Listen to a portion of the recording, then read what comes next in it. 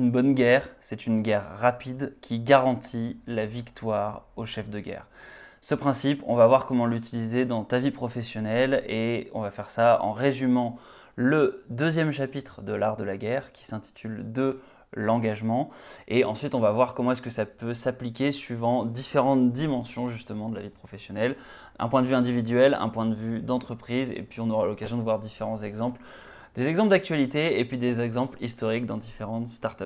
Donc, avec ce deuxième chapitre, Sun Tzu, ce qu'il veut aborder comme sujet, c'est l'engagement dans le sens quand j'engage mes troupes à la bataille. Et en quelques mots, le message il est assez simple.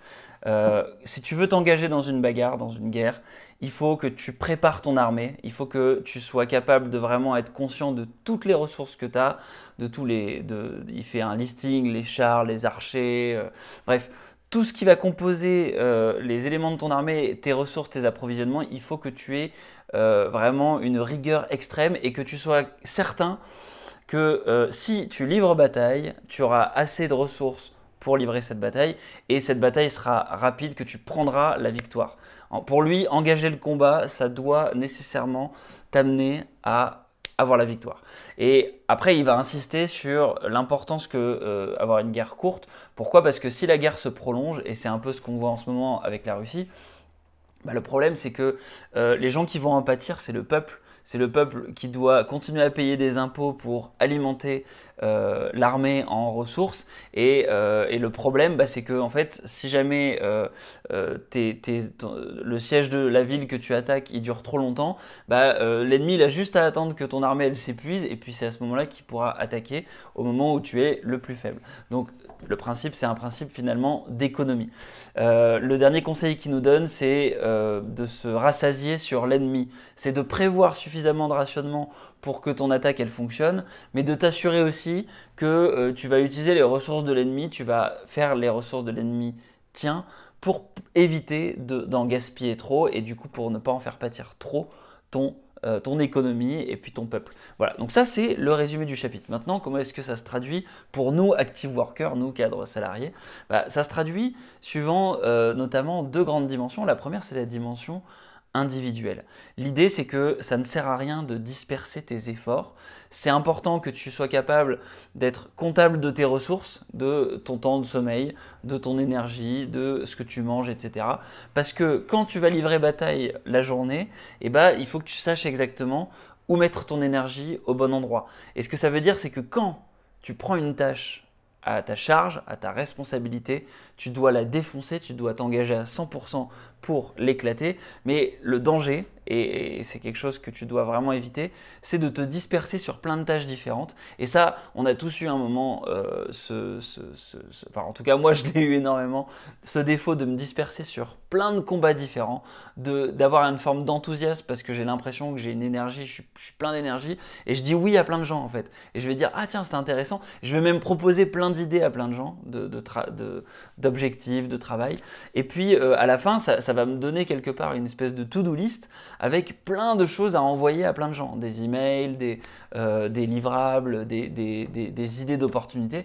Le problème en faisant ça, c'est que ça va ouvrir des fenêtres dans ton esprit et ces fenêtres, tu n'arriveras pas à les fermer à la fin de ta journée et ça te crée une espèce de dette de travail qui fait que quelque part, si on devait considérer que ton corps c'est une armée, et ben tu disperses ton corps sur plein de combats différents et à la fin tu vas plus pouvoir te concentrer sur une bataille et tu ne seras pas capable de gagner une bataille. Donc ça c'est vraiment un principe important de productivité finalement. Quand tu t'engages, il faut s'engager à 100%, il ne faut pas s'engager sur tous les fronts, autrement bah, tu es voué à ta perte. Donc ça, premier point, conseil de productivité individuelle. Et ce conseil-là, en fait, il s'applique aussi aux entreprises et c'est plutôt intéressant parce que on le voit notamment avec l'exemple d'Apple. Steve Jobs, quand il revient chez Apple, parce qu'il s'est fait virer une première fois, il revient chez Apple en 97. Il va commencer par être le bras droit du CEO actuel avant que ce CEO-là se fasse dégager. Et il y a une conférence où il va s'adresser aux développeurs d'Apple. Et du coup, il leur partage un petit peu la vision de ce qui a fait que Apple est en déclin et que du coup, on lui demande de revenir. Et ce qu'il leur explique, c'est que il est désolé pour tous les développeurs qui ont travaillé sur des projets qu'ils ont dû arrêter. Parce que quand il revient, Steve Jobs, il fait la liste de plein de projets et globalement, il en garde 3-4 et il supprime tous les autres. À un moment donné, Apple, dis-toi qu'il faisait des imprimantes. Donc Steve Jobs, il arrive, il dit c'est terminé ce bordel. Et donc il dit voilà, je suis désolé, vous avez travaillé sur des tas de trucs qu'on a mis entre parenthèses. Et ce qu'il explique, et je ne te citerai pas toute la conférence, mais ça pourrait faire l'objet d'une vidéo de commenter cette conférence, je pense. La difficulté quand on dirige une boîte comme Apple, c'est pas de dire oui à tous les projets, c'est de dire non à plein de projets pour se concentrer sur les projets essentiels. Et il faut être conscient que quand tu dis non à des batailles, ça crée de la frustration et il faut être capable de gérer cette frustration. Et ben un chef de guerre, c'est quelqu'un qui doit être capable de dire non à des batailles et de gérer la frustration de ces différents généraux qui sont convaincus de certaines causes pour se concentrer sur l'essentiel et sur la priorité. Et donc c'est ça que nous dit finalement ce chapitre de l'art de la guerre. Donc si tu veux te procurer ce livre-là, je te mets le lien en description. Ce livre-là, il est intéressant parce qu'il est plutôt bien commenté. Tu peux trouver plein de versions de l'art de la guerre de Sun Tzu gratos sur internet, mais celui-là, il y a plein de commentaires en fait qui te donnent du contexte et c'est ce qui en fait du coup une version qui est plutôt intéressante. Mais tu peux vraiment trouver une version audio, tu peux trouver des versions en PDF qui sont libres de droit puisque ce texte il est quand même très âgé. Et voilà. Donc j'espère que cette petite vidéo t'a plu. Si c'est le cas, n'hésite pas à mettre un like, à commenter, à expliquer peut-être en commentaire quelles sont les batailles que tu décides de refuser pour te concentrer sur l'essentiel. Et moi j'ai envie de te dire, bah écoute, à la prochaine pour le prochain chapitre de l'art de la guerre. Ciao ciao.